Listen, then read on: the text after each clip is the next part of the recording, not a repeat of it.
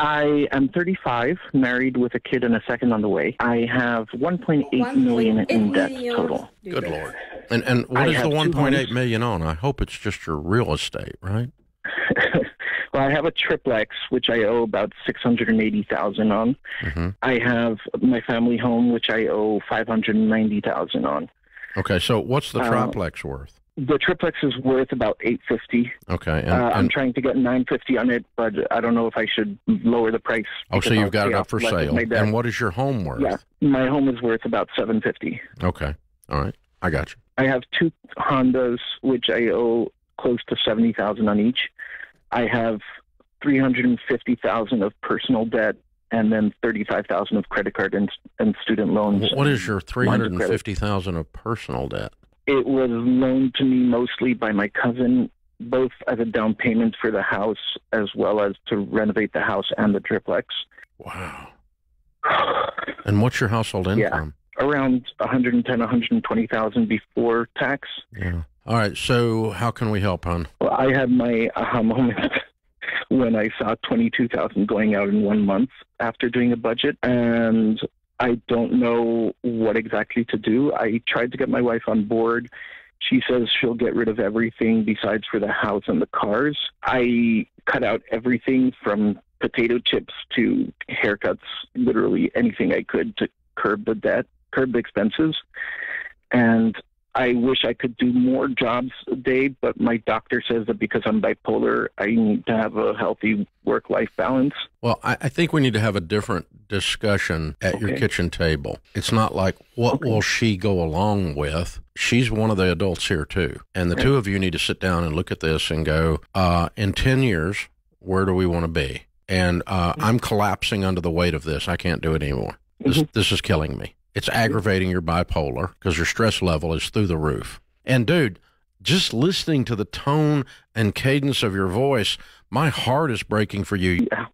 You sound sound scared to death. Well, then add 2 babies in the mix for you guys. I'm like, that's a lot. It's a lot. You know, but the answer to getting rid of this anxiety is getting rid of all the crap and the debt associated with it.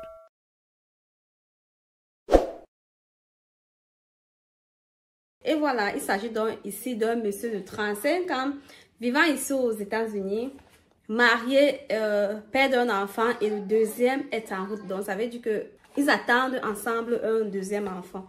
Mais entre-temps, il a une dette de 1,8 million de dollars. Et il est submergé, il ne sait pas quoi faire. Pour pouvoir rembourser le minimum de chacune de ces dettes, il se retrouve pratiquement à 22 000 $ le mois, ce qui est énorme.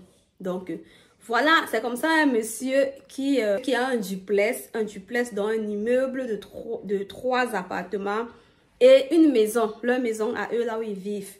Pour pouvoir effectuer l'achat de sa maison et de son duplex, il a dû emprunter parce que là, il venait de sortir de l'école et il a voulu directement s'accaparer d'une maison et d'un duplex. Il a rencontré son cousin qui lui a fait un emprunt de 350 000 $. Donc, c'est avec ces 350 000 $ qu'il allait faire le down payment de sa maison et de son duplex. Vous voyez, après avoir versé 350 000 $ pour la maison et le duplex, actuellement, il doit encore 680 000 $ pour le duplex et 590 000 $ pour la maison.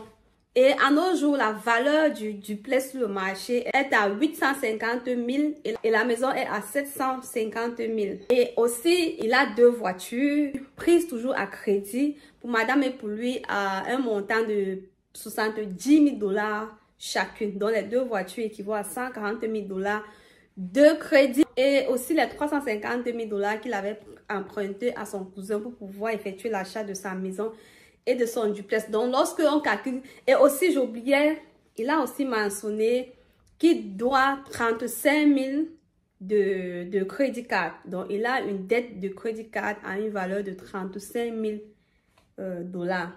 Donc, lorsqu'on comptabilise tout ça, il se retrouve à 1,8 million de dettes.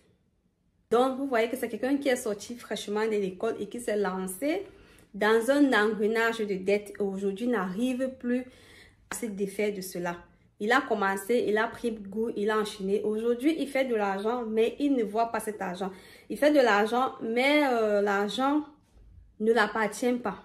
Et il a mentionné aussi que le revenu total de leur maison s'élève entre 110 000 et 120 000 kr l'année. Donc, tout le revenu de madame et monsieur dans cette maison, je ne sais pas si madame travaille, revient à 120 000 francs, revient à 120 000 dollars l'année. Mais il doit un crédit de 1,8 million de dollars et il ne fait que 120 000 l'année. Il demande de l'aide. Qu'est-ce qu'il peut faire pour pouvoir rembourser toutes ses dettes et recommencer sa vie sans crédit? Parce qu'il se retrouve, il a l'impression qu'il est en train de se noyer, quoi. Il a l'impression qu'il ne vit pas, il survit.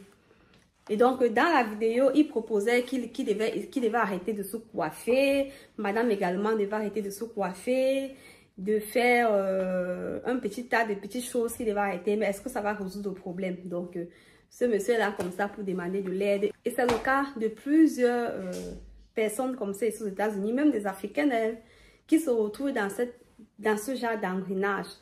C'est comme ça que le taux d'intérêt augmente et avec les pénalités. Vous voyez, parmi nous, il y a des personnes qui vivent ce genre de cas que ce monsieur. Ce monsieur, il a 35 ans, il est très jeune, il est déjà dans ce genre d'engrenage. Si vous avez aimé cette rubrique, n'hésitez pas à déposer un commentaire. Moi, c'est Diana. Si vous êtes nouveau sur cette chaîne, soyez les bienvenus. Et n'hésitez surtout pas de liker, de commenter et de vous abonner et surtout de cliquer sur la cloche de notification pour rester au parfum de nos prochaines vidéos. C'est vrai que de temps en temps, je suis souvent très occupée, mais qu'à cela ne tienne, puisque c'est quelque chose que je veux vraiment faire, être youtubeuse, je le désire vraiment. Je ferai des efforts pour être là constamment. Oui, Marie, mon programme pour le moment, mais le programme risque de s'arranger. D'ici là, bon, on se dit à la prochaine. Bye. Portez-vous bien.